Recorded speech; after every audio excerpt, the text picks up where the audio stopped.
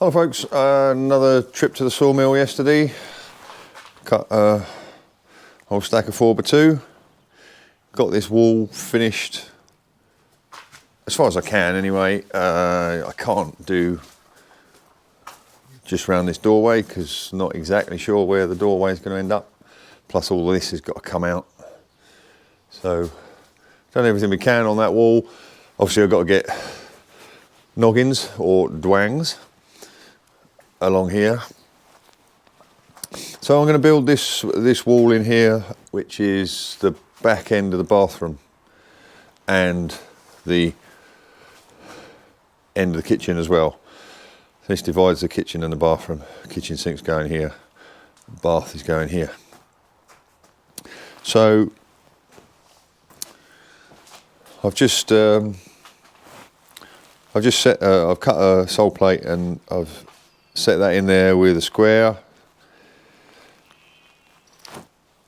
and then put the laser on there to make sure I'm on my marks on that stud wall where I want the wall to go. And obviously on this side I've got nothing to fix to for my uprights, and I've got nothing to fix to in the ceiling. So, and because I've got underfloor heating in here, I can't be affording to screw this sole plate down at any point. I pretty much know the measurements of where the underfloor heating is, but I don't want to take a chance. So I want the frame to be a nice tight fit in there. So what I'm going to do is put 2 or 3 cross pieces in, which will kind of act as noggins or dwangs. I have to use both words now because in England and anywhere else I've worked, they're called noggins. In Scotland, they're called dwangs. And New Zealand, I believe. Anywhere else, who else calls noggins dwangs? If you know any other countries, that would be interesting to know. So yeah, I'm going to cut some dwangs, probably 3 up there, and then a couple up here. That gives me something to fix to. And that means that when I cut my uprights, I can make them nice and tight, which will force this sole plate into the ground, seeing as it's not going to be screwed down. So that's my next task. I was going to do some more stonework today, but the weather seems to be threatening rain. I just don't want to do it in the rain. So the wall remains as it is for now. So I'm going to get on with this instead.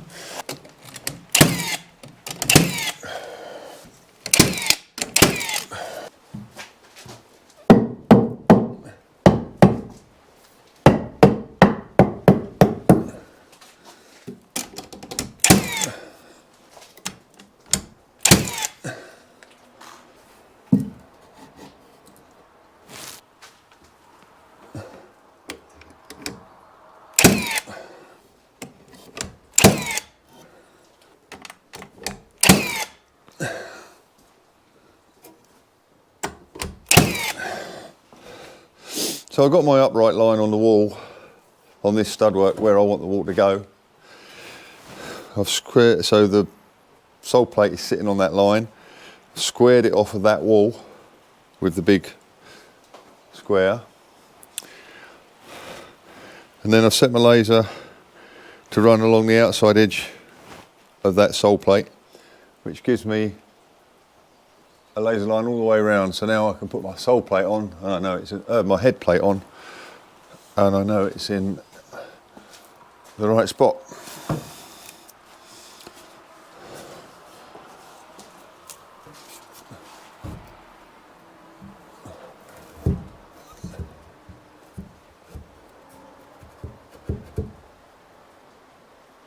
Take a chance there. Oh, got away with it. Run out of nails, of course.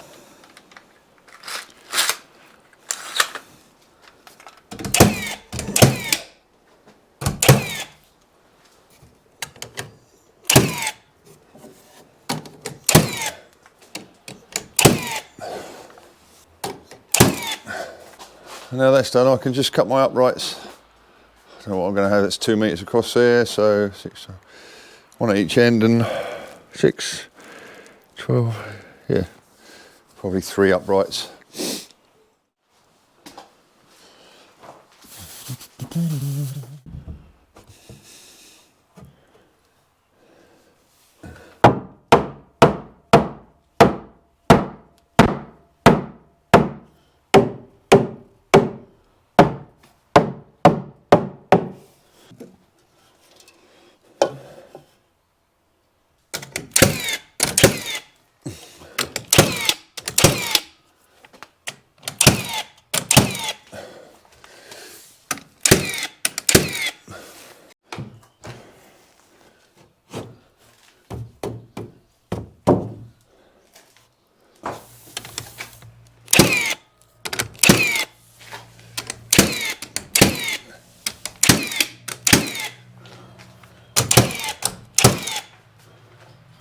I'm going to put 3 uprights in on this little stud wall now, and show you a quick way of working out how to space them out when you've got, normally you set them at 600 centres, but this is a little bit wider than 600 centres will take, so I'm going to put in an extra stud, but I want to space them evenly. So the easiest way to do that, hopefully you can see that, is you're going to have 3 studs, 3 uprights. So I'm going to mark 3 uprights with an offcut of the right size. So I've got a line now where the 3rd one would come. Then you measure what's left in the gap, which in this instance is 69.5 inches. Well, let's go metric. 1765, 1765, and you want 4. Because there's 3 uprights, there's going to be 4 spaces. So you divide 1765 by 4, which gives you 4, 4, 1. So that'll be the space between each stud. So you mark that out. Let's call it 440. I don't really need to be that worried about it. 440 from that end.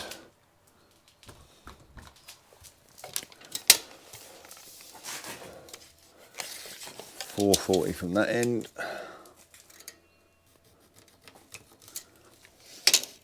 You can use that offcut again to mark out where the stud will go.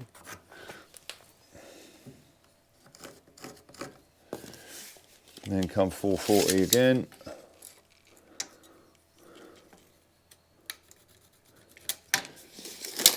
And then if we put that on there, that should mean there's a gap of 440 there, which there is. So there you go. If you'd got all the 3 studs cut, then you could just push them all up to one end and measure the gap. But I haven't got them cut yet, so I'll just put marked it off of that block. 3 studs, measure the gap, divide it by the number of spaces you want, and that's your spacing.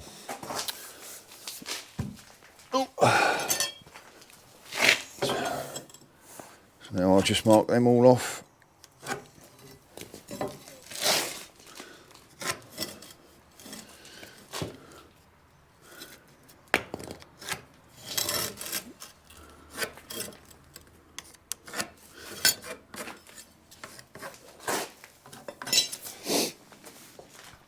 There you go.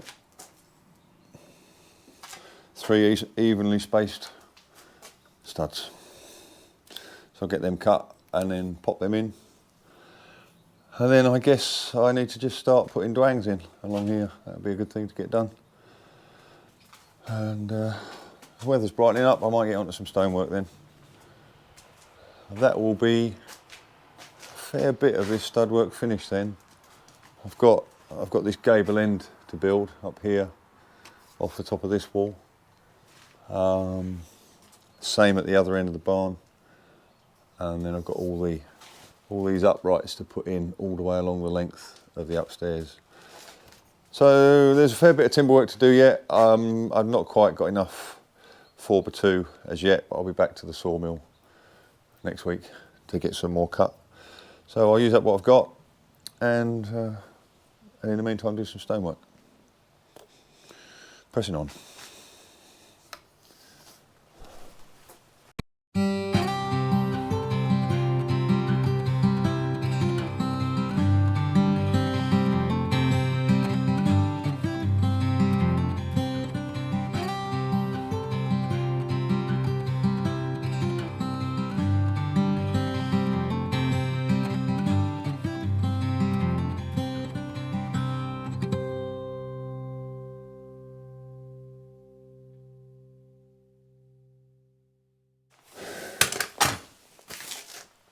Good.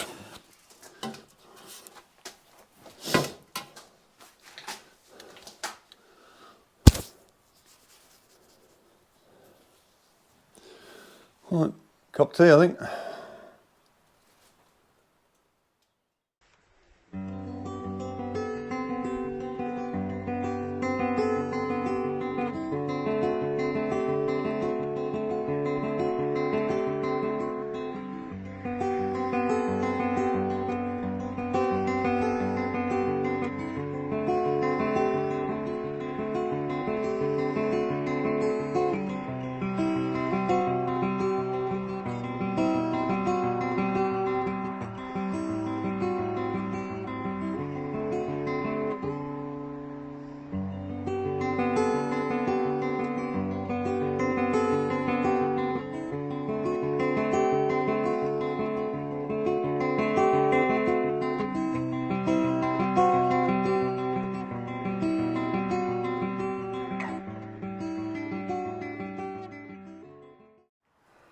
Hello folks, didn't get any recording done yesterday, but I've been making some progress.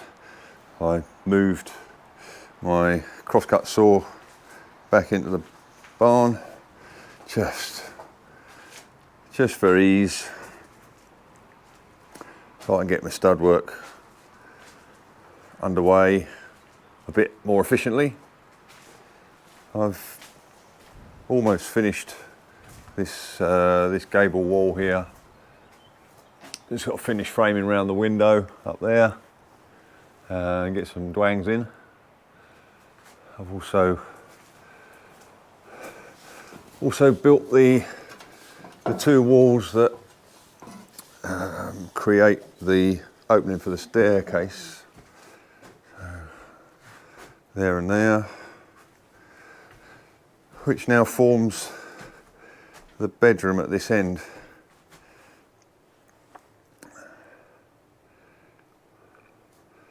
So there'll be a door go across here, and then stairs are going to come up onto this. You'll come up this way and then turn and land on this landing facing to my right.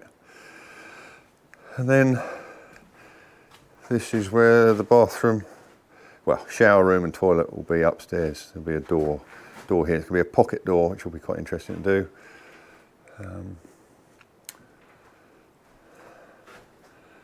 The rest of that we'll worry about later. So therein, I've only got a little bit of 4x2 left. I've got to go and I'm cutting some every week. I've still got that end wall to stud out. Same as the other end, frame around the window. And then I've got to go along and put all the little uprights in along the edges that form the... I never think what they call that wall. There's a word for that wall. What is it called? I'll think of it in a bit. Begins with a C, I'm sure. Anyway, coombe. It's a coombe wall. I knew it would come to me. Yeah, got to do that all the way through the whole place. So, just got to finish this bit off in here. I've got enough timber to do that and a bit more of something. So,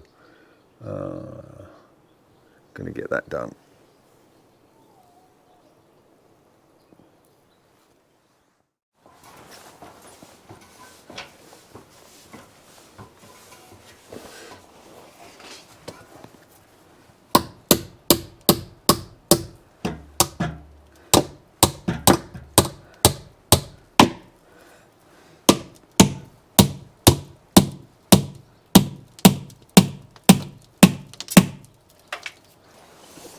know what that is, but it's very hard to, it's not more than a nail, it's some kind of,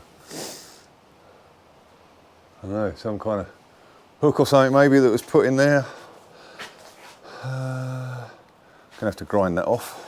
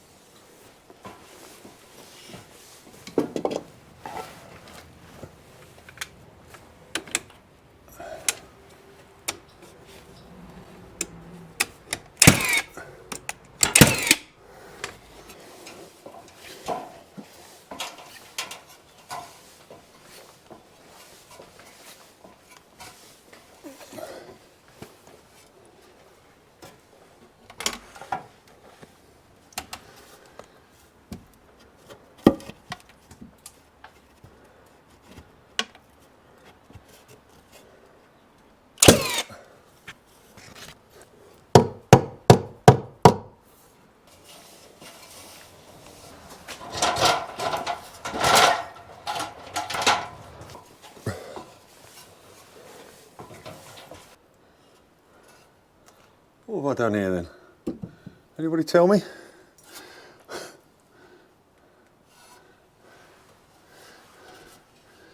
I had two numbers in there, 900 and 465. 600 and 465. 600, not 900. Okay, at least one of them's right.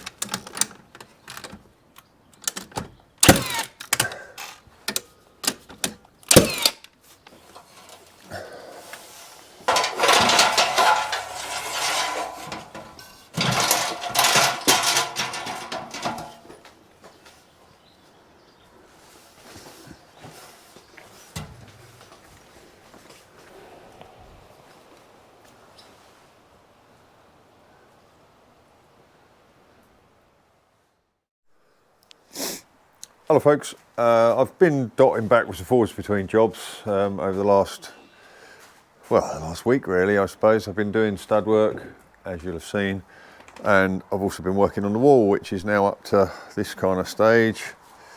I'll take you out the front, very slow work for me anyway. But we're getting there, it's coming up. I've got to come up just to that next stone there. So I'm getting away with it, I think you could say. It doesn't look too vastly different from the walls over there under the windows. So I think that's okay. But there's a bit of stone that I want to put in on this side, which I've had for a while now. And it's this one here, this piece of stone. And looks like any old bit of stone, but it's special because it came from Duart Castle on the Isle of Mull, which is the seat of the MacLean clan. And some friends of mine were the tour guides at Duart Castle. Some friends that I met at a music festival down in Uttoxeter back in the day, and Ray and Alison became great friends, and I played guitar at their wedding, and yeah, we've had some good times together. And they ended up working on the Isle of Mull and became an important part at Duart Castle, and during which time there was a big renovation going on, and there was a big pile of stone that got removed from the walls in various places, and they asked me if I wanted a piece. So this is that piece. So I've been hoping to get it in somewhere, so I'm going to put it in the wall here, and that's quite a nice touch that I'll always have a piece of Duart Castle in the barn here, which is pretty cool. And I've actually done a gig in Duart Castle as well. The only gig I ever remember where one member of the audience was actually a bat. It was kind of flying around during the gig, so that was quite fun. Anyway, that's my stone from Duart Castle. I'm going to get that in now.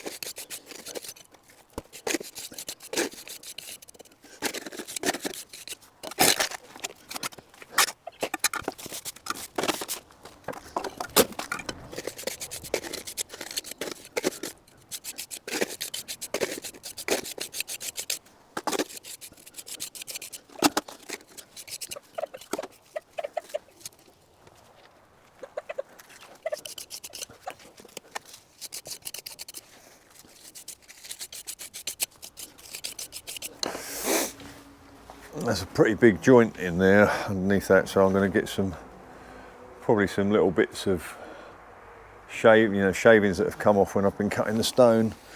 Just press them in, and these are some of the flakes that have sheared off when I've been cutting stone. So I'm just going to try and press them into that joint.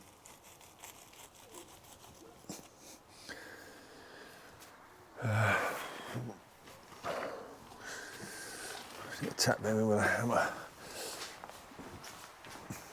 Try and do that without disturbing too much of the mortar.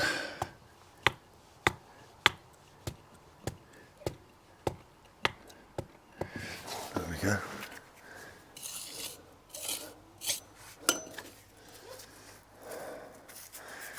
A bit big, that one.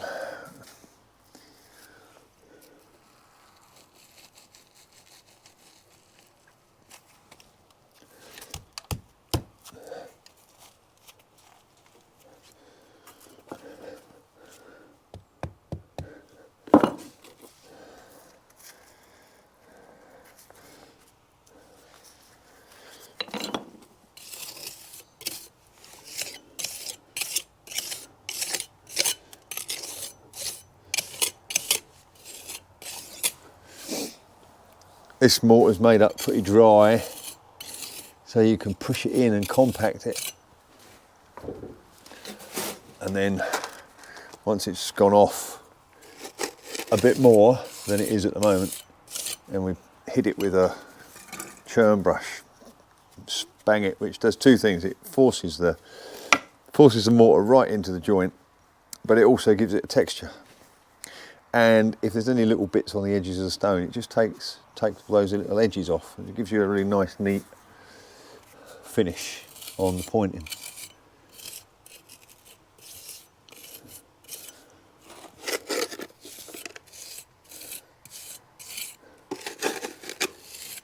If that was too wet, you wouldn't be able to compress it into the joint enough.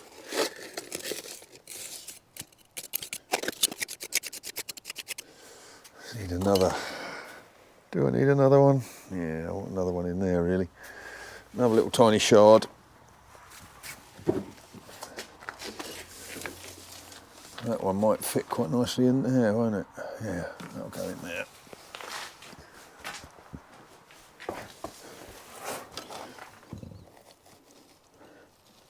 That should go in there quite nicely.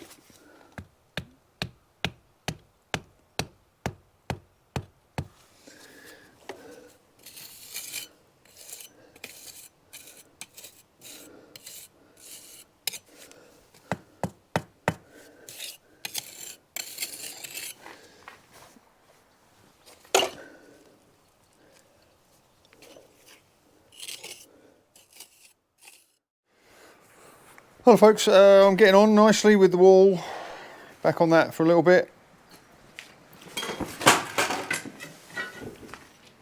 Got that side pretty much to height, I think. I've got to cut another angled stone on this corner, which I'm going to have a go at now.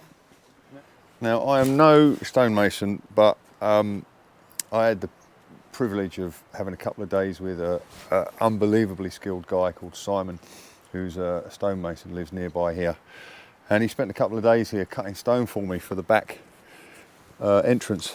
And so I picked up a little bit. I mean, I am a complete novice, but it's like a new frontier for me, cutting stone and working with stone. So I'm going to have a go now at shaping this this one stone. I want to get this angle put on it. You see the pencil line drawn across there. So it's a bit of a splay. I'm going to try and cut that off and see how we go. I've had no instruction as such. I've just had a couple of days, about this time last year actually, maybe just over a year ago, with Simon. And I recently got some nice chisels, plus one that Simon gave me. What's this one called? A pitch, I believe. So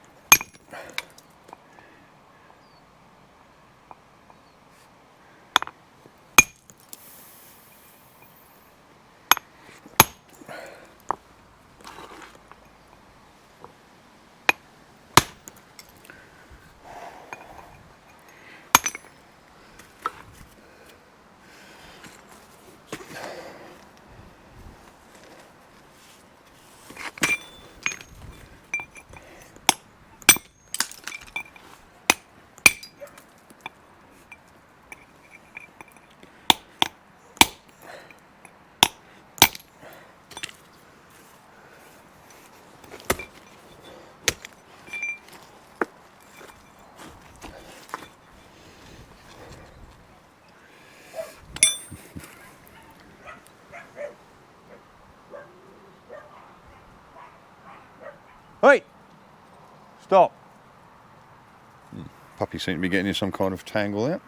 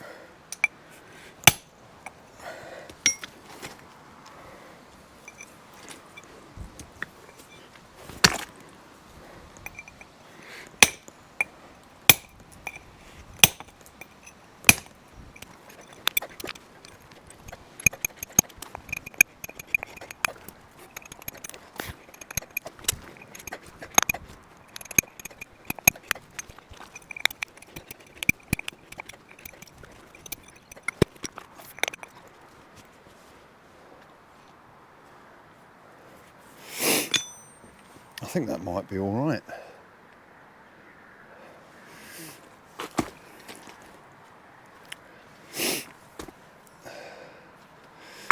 I'll go and try it in place.